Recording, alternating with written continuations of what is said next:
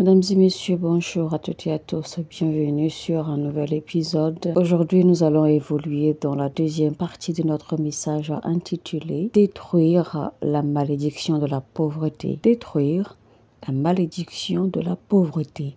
Deuxième partie. Et ce sera donc évidemment avec le prophète Lovi Elias. Alors, un rappel rapide. Dans la première partie, on avait vu ce que c'était que la pauvreté et comment il fallait faire face à la question de pauvreté. Alors, on a appris que la pauvreté, en réalité, n'est pas un esprit. Il n'y a rien qui s'appelle l'esprit de la pauvreté.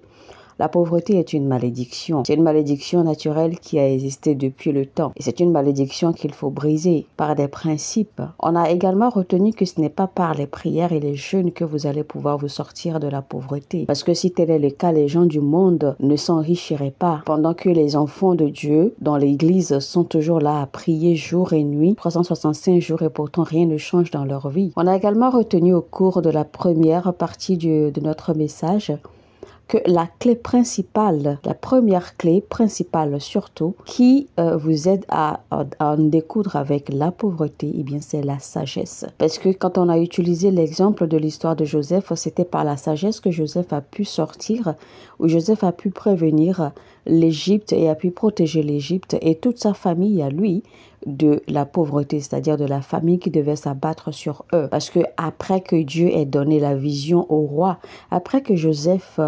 ait interprété la vision du roi par la sagesse surnaturelle, c'est-à-dire la sagesse divine, il a fallu qu'il applique de la sagesse, de l'intelligence naturelle pour pouvoir en fait trouver la solution pour pallier aux problèmes que Dieu avait révélés dans la vision du roi. On a également retenu qu'il ne suffit pas, ou alors que la sagesse surnaturelle ou la connaissance surnaturelle seule ne suffit pas pour vivre efficacement ou survivre, d'accord, dans ce monde naturel. La sagesse et la connaissance surnaturelle ne suffisent pas pour réussir dans ce monde naturel. Donc, pour réussir dans ce monde naturel, vous avez besoin non seulement de la connaissance et de la sagesse surnaturelle, mais également de mettre en pratique la connaissance et la sagesse naturelle. Donc, la pauvreté n'est pas un esprit qu'il faut lier, qu'il faut détruire ou qu'il faut combattre. La pauvreté est une malédiction. Et on a utilisé comme illustration au passage l'histoire de la princesse, parce qu'il y a un dessin animé qu'on regardait d'habitude à Disney quand on était enfant, l'histoire de la princesse qui avait été maudite par une sorcière. La sorcière qui lui avait jeté un sort parce que la princesse était la plus belle, la plus gracieuse de tout le royaume. Et la sorcière jalouse lui a jeté un sort et l'a plongé dans un sommeil éternel. Et donc, cette princesse a pu se réveiller. Le sort a été brisé, d'accord, parce qu'un prince charmant est arrivé et a embrassé la princesse, a donné un baiser à la princesse. Donc, le charme du baiser du prince charmant a brisé le sort de la malédiction sur la sorcière. On a retenu donc par là que pour briser la malédiction, il faut quelque chose pour briser la malédiction. Et ce quelque chose, ce n'est pas la prière. Ce n'est pas par les jeûnes et par la prière. Ce n'est pas en combattant, en liant ou en cherchant à détruire un quelque esprit que les gens aiment appeler l'esprit de la pauvreté, que vous allez sortir de la pauvreté. Encore qu'il n'existe rien qui soit esprit de la pauvreté. Pour briser la pauvreté, il faut une clé. De la même façon qu'il a fallu le baiser du prince charmant pour briser le sort sur la princesse. Et donc, il faut appliquer quelque chose. Après les prières, après les jeûnes, vous devez comprendre la mathématique, vous devez comprendre la logique et la solution qu'il faut vraiment mettre en pratique pour sortir de la pauvreté. Les gens les plus riches de ce monde, beaucoup ne sont pas des croyants. Mais qu'est-ce qu'ils appliquent comme principe? Comment se fait-il que les gens du monde ont compris que la pauvreté n'est pas un esprit et ils travaillent pour se mettre en droit chemin afin de réussir, afin de prospérer? Et nous, les enfants de Dieu, nous n'arrivons pas à comprendre, nous n'arrivons pas à voir la pauvreté telle qu'elle est. Bill Gates, par exemple, celui qui est le plus riche du monde aujourd'hui, à un moment donné dans sa vie, il a été pauvre et très très pauvre même. Et Bill Gates, il est un croyant, mais il n'a jamais eu besoin de participer à des veillées de nuit. à des veillées de prière. Il n'a jamais eu besoin de participer à des séances spéciales d'onction, de grâce, d'impactation, etc., etc. Mais on sait où il est aujourd'hui. Alors, l'on se pose la question, comment est-ce que les gens font pour réussir? Comment est-ce que les gens font pour prospérer de cette façon? Donc, il faut des principes pour briser la malédiction. La malédiction est brisée par des principes. On chasse les démons par la prière. On chasse les démons par la prière. On chasse les forces maléfiques par la prière. Mais on brise la malédiction par des principes. On remarquera également la différence entre libérer la guérison, prier pour la guérison et réprimander une maladie ou réprimander une infirmité. Parce qu'il faut savoir, il y a des gens qui sont malades, pas parce qu'il y a une infirmité, pas parce qu'il y a une maladie dans leur corps, pas parce qu'il y a un corps étranger dans leur système qui les dérange. Il y a des gens qui sont malades, soit à cause de leurs pensées, soit parce que leur alimentation est pauvre. Et quand c'est comme ça, vous ne réprimandez pas une maladie parce qu'il n'existe pas de maladie là. Quand c'est comme ça, vous déclarez la guérison sur la personne. Et ensuite, la personne va chercher alors à balancer, à équilibrer son alimentation. Et tout ira bien. Par contre, quand quelqu'un est malade et qu'il y a une infirmité là-dedans, c'est-à-dire quand il y a une infirmité, quand il y a une maladie, d'accord, qui se cache, quand il y a un corps étranger dans le système de la personne, d'accord, et qui cause la maladie de la personne, et bien à ce moment-là,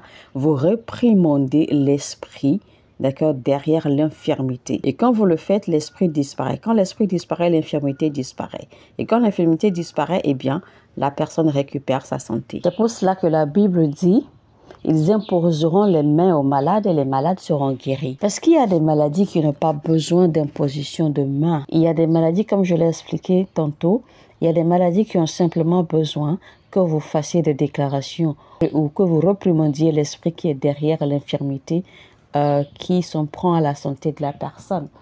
Mais si vous ne voyez pas ou si vous ne savez pas exactement, si vous ne connaissez pas exactement la source du problème que vous avez en face ou l'esprit ou la chose que vous êtes en train de combattre véritablement, eh bien vous allez passer votre temps à prier. Vous allez même appliquer toutes les prières et vous serez peut-être surpris que aucune de vos prières n'a marché. Simplement parce que vous n'avez pas su détecter exactement de quoi il s'agit afin de savoir quelle prière appliquer. Jésus-Christ ne pouvait pas détruire l'esprit du péché.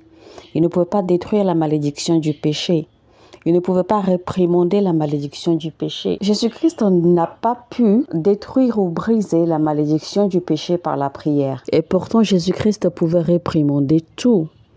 Il pouvait détruire absolument tout sur son passage. Mais le péché, il n'a pas pu réprimander le péché. Parce que quant au péché, il a fallu qu'il fasse un ultime sacrifice pour en finir avec la malédiction du péché. Parce que c'était l'unique façon pour détruire la malédiction du péché sur l'humanité. Si Jésus-Christ n'avait pas donné sa vie en remplacement du péché sur l'humanité, eh bien la malédiction du péché aurait demeuré sur l'humanité. Parce qu'il n'y avait pas de prière qui pouvait annuler ou qui pouvait détruire cette malédiction. Et c'est pour cela que certaines religions ont du mal jusqu'à aujourd'hui à croire que Dieu puisse pardonner l'humanité aussi facilement, que Dieu puisse pardonner les péchés aussi aisément. Ils n'arrivent pas à comprendre en fait que le péché est une malédiction.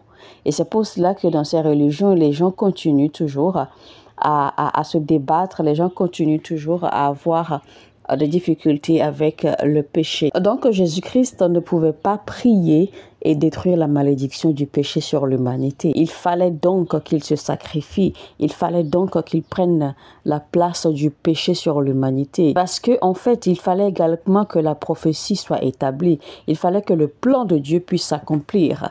Donc c'était chose à faire. Dieu les avait déjà avertis. Dieu avait déjà averti l'humanité. Dieu avait déjà dit que le jour où vous mangerez de cet arbre, vous mourrez. Donc la seule façon dont la malédiction du péché pouvait être brisée, c'était que quelqu'un devrait offrir sa vie, quelqu'un devait mourir, parce que c'était la malédiction, c'était la condition. Donc imaginez que l'Éternel Dieu Tout-Puissant, l'omniprésent, l'omnipotent, l'omniscient, celui qui a tout, celui qui possède tout et qui connaît toutes choses, celui qui détient la puissance et le pouvoir suprême. Il veut sauver l'humanité de la malédiction du péché et il n'a pas pu le faire juste comme ça. Il a fallu qu'il sacrifie son fils. Il a fallu qu'il donne une vie pour pouvoir sauver l'humanité du péché. On pouvait dire que Dieu a la capacité, d'accord, de changer l'histoire de l'humanité juste comme ça. Il pouvait transformer, il pouvait changer l'histoire de l'humanité. Mais il était question de malédiction. Il y avait une malédiction qui avait été faite. Un sort avait été déposé. Et cette malédiction, c'était que le jour, en fait, où on mange de ceci ou cela, c'est que le résultat du péché, que c'était la mort, en fait. Ça, c'était la malédiction que Dieu lui-même a déposée sur l'humanité. Le résultat du péché, c'est la mort. Et donc, pour briser cette malédiction, Dieu ne pouvait pas simplement lever la main et changer l'histoire. Il fallait forcément appliquer, d'accord, le principe qui allait, selon la malédiction, donner une vie. Parce qu'il fallait que la mort intervienne, il fallait qu'il y ait un sacrifice de mort pour pouvoir briser cette malédiction. Ce que Dieu lui-même a fait, c'est pour cela qu'il a donné son Fils unique. Et donc, il a fallu que son Fils unique vienne mourir pour pouvoir briser cette malédiction du péché sur l'humanité. Donc, il faut un principe, il faut appliquer un principe, une règle, une loi pour briser les malédictions. Donc, le péché est une malédiction. Le péché n'est même pas un esprit. Parce que même le diable n'est pas au contrôle du péché. La Bible dit que le péché est venu après les lois. Et le diable a profité, d'accord, du péché pour se cacher derrière le péché. C'est-à-dire que le péché est né, d'accord, avec les lois ou après les lois. Et c'est après cela maintenant que le diable intervient, que le diable, d'accord, se cache derrière le péché pour agir. Donc ça veut dire que le diable n'a même pas contrôle du péché parce qu'il n'est pas le géniteur du péché. Il est écrit clairement dans la Bible, voici on a trouvé le péché au milieu de vous. Le péché a été trouvé, a été découvert à l'intérieur de vous. Donc en réalité, on ne sait pas d'où le péché est venu. Comment est-ce que le péché se retrouve dans notre cœur? On ne le sait pas. Ce n'est pas le diable qui est géniteur du péché. Ce n'est pas le diable qui contrôle le péché. Le diable profite du péché pour agir. Rappelez-vous, au commencement, le péché a même été trouvé, d'accord, dans le ciel parce que le diable était tranquille. Donc, le péché a pris le contrôle du diable. Puisque le diable a été manipulé par le péché, c'est alors que le diable s'est révolté contre Dieu. Donc, d'où est-ce que le péché est venu? Si le diable lui-même a été touché, si le diable lui-même a été infecté par le péché, d'où est-ce que le péché est venu alors? Mais généralement, nous pensons que le diable est le père du péché. Nous pensons que le diable est le géniteur du péché, mais non.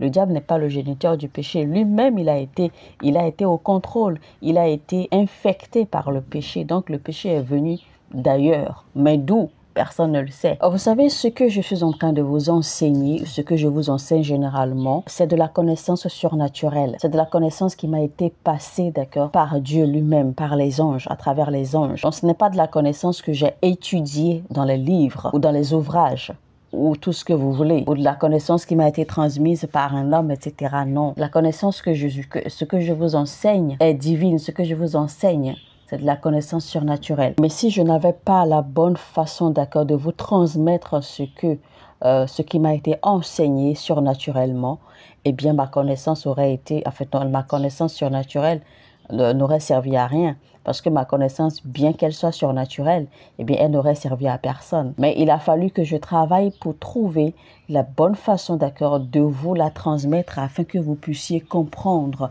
afin que tout le monde, en fait, qui m'écoute puisse comprendre le message que je suis en train de passer. Alors, quelqu'un pose la question à savoir si la pauvreté, c'est-à-dire pour bien comprendre le message.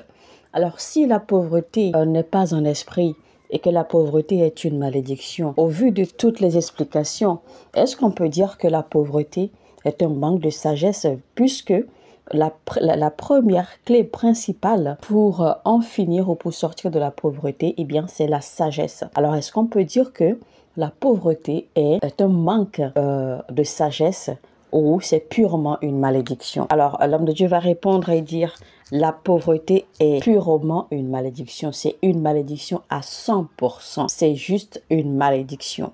Et donc, on va voir un peu là où ça a commencé en fait dans la Bible. Là où l'histoire de la pauvreté a commencé pour nous expliquer un peu, d'accord, pour nous retracer un peu comment c'est une malédiction. Et pour ce faire, alors, on va aller dans Genèse chapitre 2 à partir du verset 9 qui dit ceci. L'Éternel Dieu fit pousser du sol des arbres de toute espèce, agréable à voir et bon à manger, et l'arbre de la vie au milieu du jardin, et l'arbre de la connaissance du bien et du mal. Un fleuve sortait d'Éden pour arroser le jardin, et de là il se divisait en 4 bras. Le nom du premier est Pishon. C'est celui qui entoure tout le pays de Havila, où se trouve l'or. Alors, pourquoi la Bible parle-t-elle ici de l'or? Alors que Adam ne savait même pas où se trouve l'or, il ne savait absolument rien à propos de l'or. Mais le plan de Dieu était ceci. Quand Dieu a instruit Adam, d'accord, de prendre la dominion sur la terre, de se reproduire, de se multiplier, de faire ceci, de croître, de prospérer. Donc, dans tout ceci, Dieu lui a pointé du doigt immédiatement qu'il n'y a pas de pauvreté là où il était, parce qu'il y avait tout. Il y avait l'abondance, il y avait absolument tout. Il n'y a pas de pauvreté, il n'y a pas de signe, trace de pauvreté. Il y avait l'or, il y avait l'argent, en fait, il y avait les pierres précieuses, il y avait tout ce qu'il faut, il y avait la végétation, il y avait les fruits, tout ce que la nature pouvait produire pour la satisfaction d'un individu. Ça existait et tout existait en abondance. Il y avait de la nourriture en abondance, il y avait tout ce qu'il fallait pour se faire des vêtements, il y avait tout ce qu'il fallait, d'accord, pour se satisfaire tout le long de sa vie. Donc, parlant ou mentionnant toutes ces choses, d'accord, dans les versets, donc Dieu faisait comprendre à Adam qu'il n'avait pas besoin d'être pauvre. Il continue alors en disant, l'or de ce pays est pur. On y trouve aussi le bellium et la pierre d'onyx. Pourquoi la Bible avait-elle besoin, d'accord, de souligner toutes ces richesses, toutes ces pierres précieuses? C'est pour nous indiquer que Adam était entouré de richesses. Il était entouré de prospérité. Il était entouré d'abondance. Donc, il y avait l'argent. Il y avait les pierres précieuses, il y avait le matériel, il y avait la nourriture, il y avait absolument tout. Et vous savez qu'en fait, que dans nos pays, dans nos continents, les banques, d'accord, dans nos pays, pour mesurer l'économie d'une nation, en fait, on utilise l'or. Donc, l'économie d'une nation ou la richesse financière d'une nation, en fait, est mesurée en fonction de l'or. Donc, c'est de l'or que les banques utilisent pour mesurer votre richesse. Alors, si vous dites que vous êtes riche financièrement et tout cela, eh bien, c'est à l'or, c'est à la quantité d'or, d'accord, qu'on mesurera votre richesse pour voir combien vous valez. Même si vous êtes riche en dollars ou en CFA ou en euros, tout ce que vous voulez, c'est avec l'or qu'on mesurera votre richesse pour voir combien vous pesez. Donc, c'est pour vous dire que l'or, l'onyx, toutes ces pierres précieuses en fait représentent de l'argent frais qui coule, qui circule. Donc indéfiniment, cela veut dire que Adam était en possession d'argent, il était entouré d'argent, il était entouré de richesses financières et de richesses matérielles. Donc Adam possédait plusieurs sortes de monnaies parce que l'or, l'argent et tout le reste, en fait, ce sont des monnaies. Donc, c'est des monnaies qui coulent, c'est des monnaies qui circulent. On montre là directement qu'il y avait de la monnaie, toutes sortes de monnaies, d'accord, qui coulaient autour de Adam. J'essaie toujours de vous conduire pour vous faire voir la genèse de la pauvreté dans la vie de l'humanité. Donc, le premier verset, le premier chapitre que nous avons lu, eh bien, c'était pour vous montrer combien il y avait de la richesse, il y avait de l'abondance, absolument rien ne manquait. Donc, il n'y avait pas de raison d'être pauvre. Maintenant, voici ce qui est arrivé après. On va lire Genèse chapitre 3, verset 17 qui dit, il dit à l'homme, puisque tu as écouté la voix de ta femme et que tu as mangé de l'arbre au sujet duquel je t'avais donné cet ordre, tu n'en mangeras point, le sol sera maudit à cause de toi. Est-ce que vous voyez un peu? Il faut souligner cela, je reprends. Tu n'en mangeras point, c'est-à-dire que Dieu avait interdit à Adam de toucher à cet arbre particulier.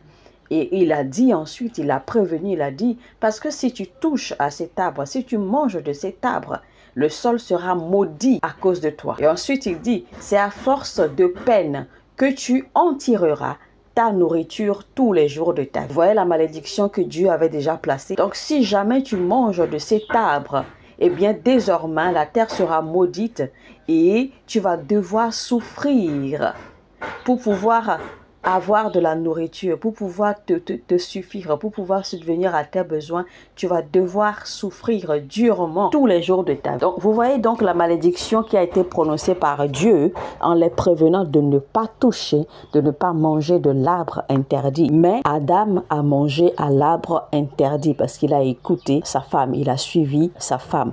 Et donc, c'est depuis ce jour-là que les problèmes ont commencé pour l'humanité. C'est depuis ce jour-là que les difficultés, que la souffrance a commencé pour l'humanité. Parce que avant tout cela, la terre n'était pas maudite. Il y avait tout, il y avait l'abondance. Donc c'est après qu'ils aient commis ce péché de désobéissance que la terre a été maudite, que les problèmes ont commencé. Donc désormais, pour avoir de l'argent, il n'a plus jamais été facile pour Adam. Et vous constatez qu'effectivement aujourd'hui, eh bien, il n'est pas facile de faire de l'argent. Il n'est pas facile de gagner de l'argent. Vous le savez, pour gagner de l'argent, ce n'est pas facile. Pour réussir, pour manger à ses fins, ce n'est pas facile aujourd'hui. Donc tout cela en fait a commencé le jour où la malédiction de Dieu est descendue sur Adam parce qu'ils ont désobéi. Et Dieu a maudit la terre et Dieu a dit désormais, au lieu que les choses te soient faciles comme avant, parce que je t'avais rendu les choses faciles, tu pouvais manger, tu pouvais simplement manger comme tu voulais, dépenser comme tu voulais, mais tu as choisi de désobéir et voilà, donc à partir d'aujourd'hui, tu seras obligé de tout produire par toi-même. Tu seras obligé de fournir des efforts pour produire tout ce que tu mangeras, pour produire ta nourriture, pour produire tout ce dont tu as besoin. Tu vas devoir travailler dur, souffrir pour l'avoir. Et c'est ce qui se passe aujourd'hui. Alors on continue. Le verset suivant dit: il te produira des épines et des ronces, et tu mangeras de l'herbe des champs. C'est à la sueur de ton visage que tu mangeras du pain, jusqu'à ce que tu retournes dans la terre, d'où tu as été pris, car tu es poussière et tu retourneras dans la poussière. Avant la malédiction, il n'existait pas de ronces ni d'épines. C'est-à-dire que la terre, en fait, ne produisait pas de ronces ni d'épines. Bon, maintenant, il faut savoir que quand on parle de ronces et d'épines naturellement, les épines et les ronces sont liées aux plantes. Sont liées aux plantes que la terre produit naturellement. Mais alors ici, dans ce contexte, de quelles épines et de quelles ronces la Bible est en train de parler? Ce n'est définitivement pas les épines et les ronces des plantes, non. Mais ça parle plutôt des difficultés que l'homme aura désormais à rencontrer pour pouvoir s'accomplir. Des problèmes, des circonstances dures, des déceptions, des complots, des blessures, des douleurs et des peines que l'homme traversera désormais pour pouvoir s'accomplir sur la terre. Et donc, il faudra que désormais l'homme soit vraiment déterminé pour aller jusqu'au bout afin de pouvoir s'accomplir et afin de pouvoir réussir et s'affirmer. Donc, ce ne sera plus du tout facile comme Dieu l'avait rendu facile au départ, avant leur désobéissance et avant la manifestation de la malédiction que Dieu a déposée. Alors maintenant, quand il dit que c'est à la sueur de ton front, d'accord, que tu mangeras du pain, c'est pour dire en fait que vous savez déjà que la sueur en fait est synonyme du dur labeur. Quand vous transpirez, quand vous travaillez dur, vous travaillez beaucoup et que vous transpirez. Donc c'est ce que la Bible dit en fait, que désormais nous allons non seulement travailler, mais nous allons travailler dur pour avoir notre pain quotidien. Vous voyez donc comment la malédiction là que Dieu a déposée est vraiment sérieuse et vraiment dangereuse. Et il en sera ainsi jusqu'au jour de votre décès, jusqu'au jour de votre départ de la terre. Vous savez, personnellement, je crois à l'argent miracle parce que Dieu m'a visité plusieurs fois avec. Mais vous ne pouvez pas dépendre de l'argent miracle de Dieu pour vivre. Vous ne pouvez pas dépendre de cela pour réussir. C'est pour cela que vous allez voir beaucoup ou certains chrétiens aujourd'hui qui ont encore les yeux fixés vers le ciel, attendant que l'argent miracle descende. Mais non, vous devez être déterminé, vous devez travailler pour gagner ce que vous méritez. Parce que l'argent miracle, Dieu utilise le principe de l'argent miracle juste pour vous montrer qu'il est capable. Il est capable de vous soutenir, il est capable de subsister ou de subvenir à tous vos besoins. Mais étant donné que la malédiction existe, eh bien vous devez fonctionner selon les principes de la malédiction. Vous devez travailler dur pour gagner votre pain quotidien, ne dépendant pas d'accord exclusivement de ce que Dieu peut vous apporter. C'est pour cela que la Bible dit: tout ce que vous toucherez de vos mains prospérera. La Bible n'a jamais dit que Dieu mettra quelque chose dans votre main pour prospérer. Non. Ça veut dire que vous avez le devoir d'aller chercher quoi faire. Et c'est quand vous allez trouver quoi faire et que vous serez à l'action, que vous serez à l'œuvre, que Dieu va maintenant bénir cette chose, que Dieu bénira l'œuvre de vos mains pour vous faire prospérer. Mais si vous n'avez rien à faire, si vous n'avez rien comme œuvre dans vos mains, eh bien, il n'y a rien à prospérer, il n'y a rien à bénir. Alors, chers frères et sœurs chrétiens, la pauvreté est une malédiction. Ça, c'est un.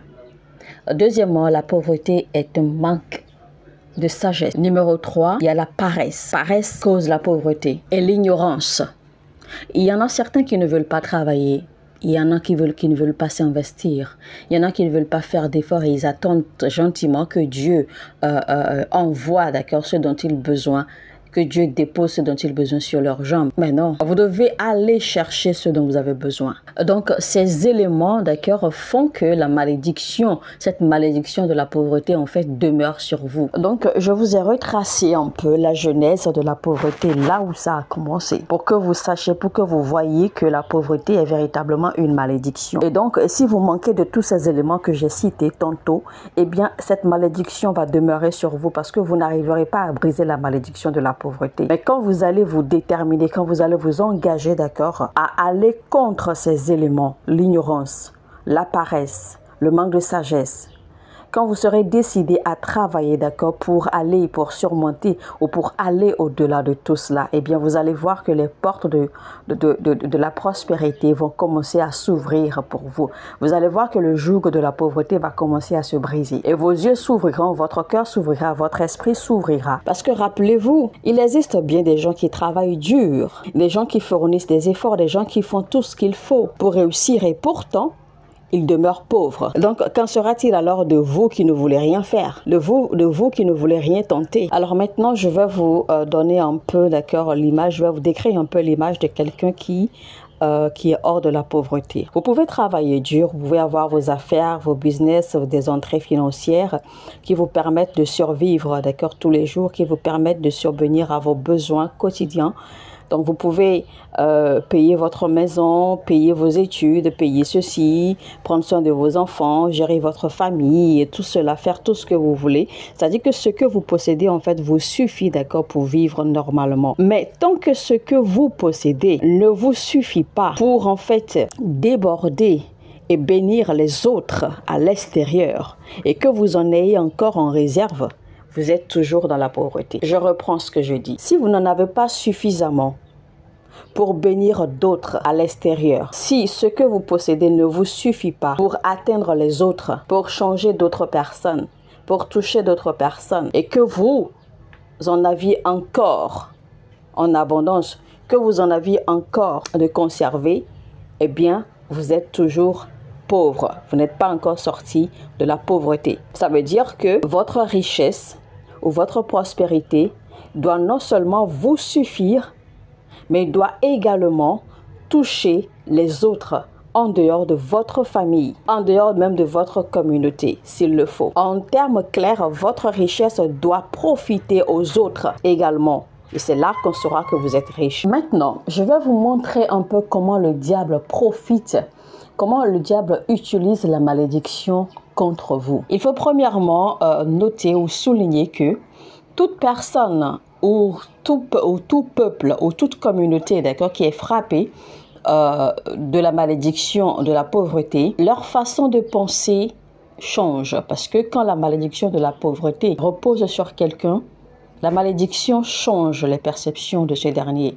La malédiction change la façon dont la personne voit les choses, la façon dont la personne réfléchit, la façon dont la personne pense, la façon dont la personne opère. La malédiction change tout. La malédiction corrompt ou souille, d'accord, leurs pensées. Et ces gens, en fait, auront du mal à sortir de la pauvreté parce qu'ils ne verront pas les issues, d'accord, pour sortir de la pauvreté. Maintenant, quand l'Esprit de Dieu vient reposer sur eux, la première chose que l'Esprit de Dieu fait, c'est d'enlever les écailles de leurs yeux, c'est de faire tomber les écailles de leurs yeux.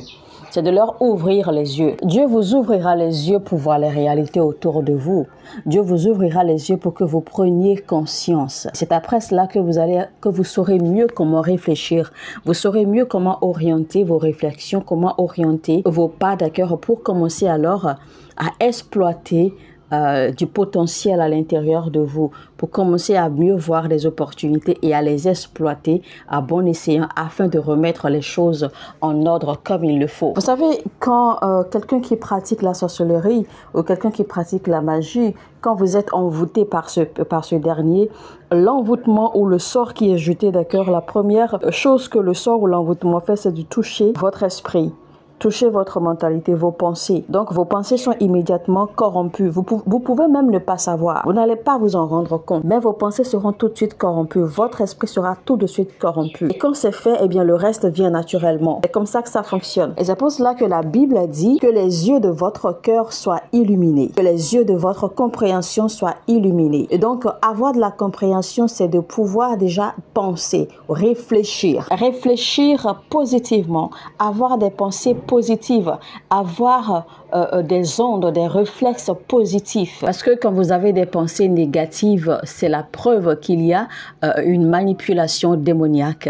Et ça, c'est la présence d'une malédiction qui est en train de marcher sur vous, ou une malédiction qui repose sur vous. Donc, ce n'est pas un esprit, mais c'est une manipulation démoniaque. Et donc, quand le diable constate cette malédiction, d'accord, dans votre vie, eh bien, le diable en profite.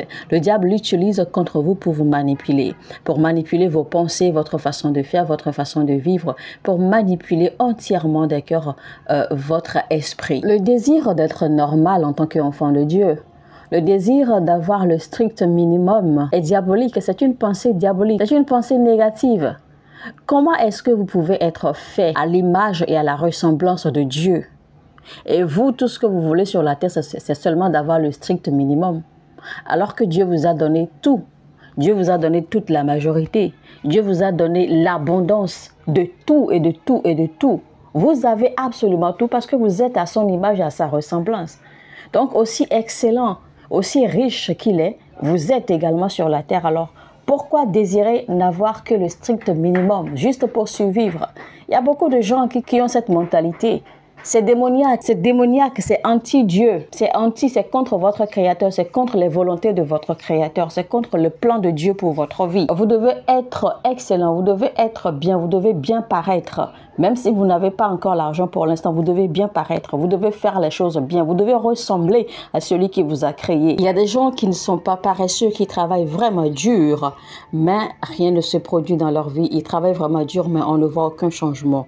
Il n'y a pas de reflet, d'accord, dans leur vie. De la même façon, il y a des gens qui gagnent vraiment de l'argent, qui gagnent beaucoup, mais leur argent n'accomplit pas grand-chose. Ce qu'ils gagnent, en fait, ils ne savent même pas comment ils investissent, ils ne savent pas comment ils font avec. Ils ne réalisent rien de concret. Alors, généralement, c'est parce que ces gens, d'accord, ne font pas ou ne donnent pas la dîme de ce qu'ils gagnent. Et donc, ils ne protègent pas ce que Dieu leur a donné comme provision ou comme ressource. Et ça, c'est un cas totalement différent. Vous pouvez avoir la croissance, la prospérité, la réussite et tout cela, mais vous pourriez également avoir des soucis parce que ce que Dieu vous donne, en fait, parce que vous n'êtes pas fidèle, d'accord, à lui retourner la dîme de ce qu'il vous donne.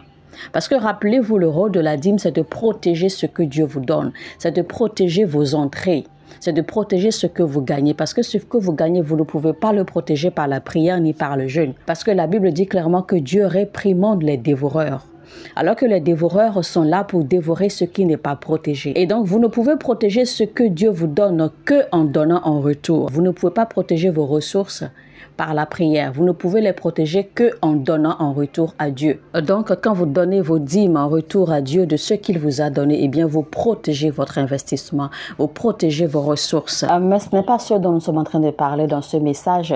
Ce message, en fait, concerne purement comment détruire la malédiction de la pauvreté. Donc, comme je vous ai dit, arrêtez de prier contre la pauvreté. Arrêtez de vous lever, arrêtez de faire le combat spirituel contre la pauvreté parce que la pauvreté n'est pas un esprit. La pauvreté n'est pas une personne. La pauvreté est une malédiction qu'il faut briser. Il faut simplement savoir connaître les principes à mettre en œuvre pour briser la malédiction de la pauvreté. Et une malédiction est brisée seulement par des principes, c'est-à-dire en respectant des principes. Voyez un peu ce que la Bible dit. La Bible dit que votre don ou vos dons vous ouvriront des portes. Vos dons vous offriront des opportunités. L'autre chose qui maintient les gens dans la pauvreté, c'est parce qu'ils ne connaissent pas leurs dons. Ils ne maîtrisent pas leurs dons. Ils peuvent connaître leurs talents, ils peuvent connaître leurs passions, mais ils ne connaissent pas leurs dons. Donc la Bible n'a pas dit vos talents, mais la Bible a dit vos dons vous ouvriront des portes. Eh bien, le talent par exemple, c'est une habileté naturelle, d'accord, c'est une habileté qui est innée en vous, une capacité que vous appliquez aisément. Par contre, le don est déposé en vous et le don est toujours lié au but de votre existence sur la terre. Le don est toujours lié à la raison pour laquelle Dieu vous a créé. Par exemple, personnellement, je suis très talentueux en ce qui concerne la production musicale. Je suis très talentueux dans tout ce qui est musique, l'arrangement et tout. Je suis très talentueux et reconnu dans cela. Mais ça, c'est pas mon don. Mon don, c'est plutôt le prophétique parce que c'est ce que Dieu a déposé en moi, lié à la mission que j'ai à accomplir sur la terre et pour le royaume. Donc, mon don, c'est le prophétique. Et ma passion, ça a toujours été la musique, au point où j'avais même peur, d'accord, de ne pas survivre sans la musique. Mais quand je suis arrivée à découvrir et à comprendre mon don, eh bien, avec le temps, mon don a pris le dessus sur mes talents et mes passions parce que c'est le don qui me donne la satisfaction et qui me donne l'accomplissement, d'accord, que j'ai aujourd'hui parce que c'est lié à ma mission, au but pour laquelle Dieu m'a créé. Donc, votre don, c'est ce que Dieu a déposé en vous pour venir en aide à des vies, à des nations, à des peuples. Il faut remarquer que Joseph était un dirigeant très efficace. Il était très talentueux dans la gestion des choses. Mais ce n'était pas ce talent, d'accord, qui lui a conféré dans sa vie, d'accord, la position de premier ministre en Égypte. C'était plutôt son don de rêve qui lui a ouvert les portes pour atterrir à cette position de premier ministre. Si on prend par exemple Pierre, Pierre était un excellent pêcheur de poissons. Et ça, c'était son talent spécial. Mais son don, c'était qu'il était un excellent prédicateur. C'est pour cela que Jésus-Christ, en fait, lui a souligné le fait qu'il est un bon pêcheur, mais qu'il deviendrait pêcheur d'hommes. Jésus-Christ essayait en fait de lui montrer là où se trouvait son don, là où l'accomplissement de sa destinée était caché, sera construit. Ce n'est pas pour rien que Jésus-Christ a dit à Pierre que Pierre serait la pierre angulaire, que Pierre serait la pierre sur laquelle l'Église sera bâtie. Donc, l'habileté ou le talent de pêcheur de Pierre n'aurait jamais pu lui offrir cet accomplissement de destin qu'il a eu. Et c'est pour cela que Pierre a été vu et désigné, d'accord, comme le plus grand de tous les apôtres. Parce que c'était sa position que Dieu lui a conférée, celle d'être la pierre sur laquelle l'Église serait bâtie. Donc, c'est toujours vos dons qui vous emmènent l'accomplissement de destin. Très peu de gens, d'accord, en fait, découvrent leurs dons très tôt. Et la plupart des gens ne sont pas passionnés de leurs dons. La plupart des gens sont passionnés d'autre chose, passionnés de leur talent. Mais très peu arrivent, en fait, d'accord, à s'unir ou à s'accommoder avec leurs dons pour que leurs dons deviennent leur passion. Et vos passions ne vont rien produire. Vos passions n'auront pas d'effet ni sur vous ni sur l'humanité à moins que votre don y soit attaché. Et l'autre chose qu'il faut savoir, c'est que le don que Dieu a déposé en vous doit être travaillé. Le don d'abord doit être découvert, doit être réveillé et il doit être travaillé. Vous devez mettre en œuvre votre don pour que votre don puisse être vivant et pour que votre don puisse servir. Parce que le problème, c'est que les dons sont généralement dormants à l'intérieur de nous. C'est pour cela que très peu de personnes découvrent leurs dons tôt. Le problème, c'est que nous avons tendance à ignorer ou à minimiser, d'accord, ou à prendre à la légère notre don ou nos dons, alors que nos dons ou notre don, c'est notre clé, d'accord, pour entrer. C'est notre clé pour la réussite. C'est notre clé pour nous affirmer. Votre don, d'accord, n'ouvre pas seulement les chemins, mais votre don vous ouvre des portes. Votre don vous ouvre, vous déroule un tapis. D'accord, votre don, en fait, vous donne une place, un nom dans la société. Vous avez donc besoin, d'accord, de prier et demander à ce que Dieu vous révèle vos dons. Maintenant, il faut également souligner que vos talents, d'accord, vos habiletés, vos savoir-faire, en fait, existent pour soutenir votre don. Donc, votre don, en fait, ne fonctionne pas aussi seul. Votre don ne fonctionne pas, votre don n'opère pas de façon singulière. Votre don opère en accord avec vos talents. Donc, vous pouvez avoir multiples talents, mais vous n'avez qu'un seul don. Vous ne pouvez pas avoir plusieurs dons. Vous pouvez avoir plusieurs talents, mais votre don reste unique. Alors, pour découvrir son don, premièrement, il faut prier, demander à Dieu de vous révéler vos dons. Et ensuite, il faut prêter attention à votre personnalité. C'est très important de prêter attention à votre personnalité. Si vous êtes capable de détecter, de reconnaître vos talents et vos passions, vous devez également être en mesure de pouvoir discerner votre don, parce que votre don sera toujours singulier, il sera toujours différent de vos talents. Et il faut faire attention parce que votre don sera toujours caché, d'accord, au milieu de vos talents. C'est pour cela qu'il faut être très perceptif, d'accord, avoir le sens de l'intuition assez développé et être véritablement connecté, d'accord, à l'Esprit de Dieu et faire attention à votre personnalité, comme j'ai dit, à votre façon de voir, à ce qui vous touche, à ce qui vient à vous, à comment les choses vont autour de vous et tout cela, comment vous réagissez. Il est très important de faire, de porter un regard très critique sur ces choses vous concernant.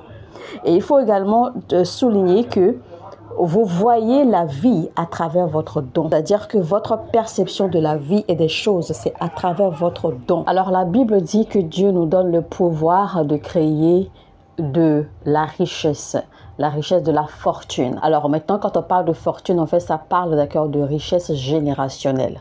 Mais quand cela se limite seulement à la richesse, eh bien, c'est temporaire.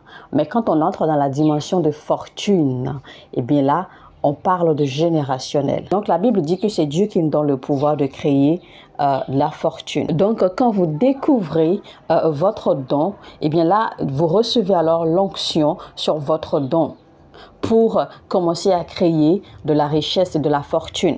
Il est vrai que dans le niveau ou dans les classes de richesse, eh bien, il y a le niveau où vous avez seulement l'argent pour vivre au jour le jour, d'accord? Il y a le niveau où vous êtes riche, d'accord? Et il y a le niveau où vous êtes fortuné. Alors, ne désirez pas seulement rester au niveau de la richesse, désirez aller au-delà, désirez atteindre, d'accord, le niveau de la fortune, parce que la fortune est générationnelle. Et quand vous atteignez ce niveau-là, vous avez brisé la malédiction, parce que votre fortune va demeurer pour les générations à venir après vous. Alléluia. Maintenant, je vais prier pour vous, chers amis. Je crois sincèrement que ce message vous a édifié. J'espère que ce message vous a béni. Maintenant, l'homme de Dieu prie pour nous. Alors la prière est celle-ci. Je prie que Dieu vous aide, que l'Esprit de Dieu vous aide à faire un retour sur vous-même, à vous observer, à observer votre personnalité, à pouvoir détecter votre don, de sorte à ce que vous soyez amené, d'accord, à être équipé pour travailler votre don afin de devenir une bénédiction pour les nations, afin que vous deveniez une bénédiction pour l'humanité. Je prie pour vous dans le nom puissant de Jésus-Christ.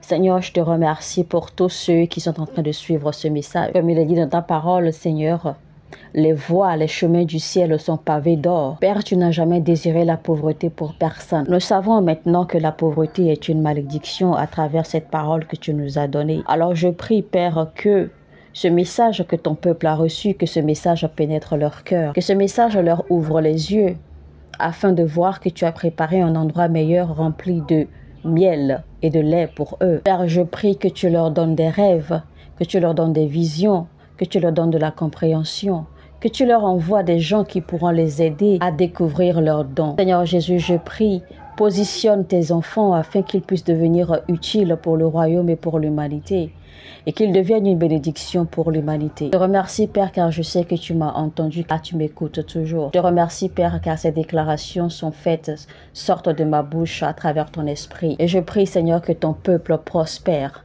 parce que telle est ta volonté. Dans le nom puissant de Jésus-Christ, j'ai prié. Amen. Alléluia. Alors, chers amis, chers téléspectateurs, eh bien, nous sommes à la fin de notre message, la deuxième partie de notre message intitulé « Détruire la malédiction de la pauvreté ». C'était donc avec le prophète Lovy Elias. Et comme je l'ai dit, ce message vous a béni, vous avez été édifié. Ne le gardez pas pour vous tout seul. Partagez-le au maximum.